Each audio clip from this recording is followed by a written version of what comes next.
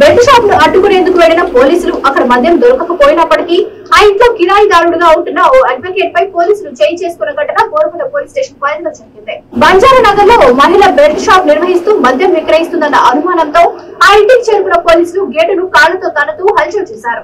తాను అప్పుడే బాత్రూమ్ నుండి బయటకు వచ్చి గేటు తీయగా తనపై పోలీసులు దాడి చేశారు. అడ్వకేట్ మీడియాతో మాట్లాడారు. బాధితుడు తనపై దాడి చేసిన ఎస్ఐ జమాల్, కానిస్టేబుల్ శ్రీనివాస్ వారిపై ఏసీబీకి ఫిర్యాదు చేసినట్లు పేర్కొన్నారు. తాను ప్రశాంతి నగర్ కోర్టు, ఇతర కోర్టులలో అడ్వకేట్ గా ఉన్నానని తెలిపారు. ఎస్ఐ జమాల్ పోలీసులకు చెప్పినా వినిపించుకోకుండా తమపై దాడి చేశారని ఆయన పేర్కొన్నారు. వారిపై కఠిన చర్యలు తీసుకోవాలని పోలీసు అధికారులు కోరుతున్నట్లు ఆయన తెలిపారు.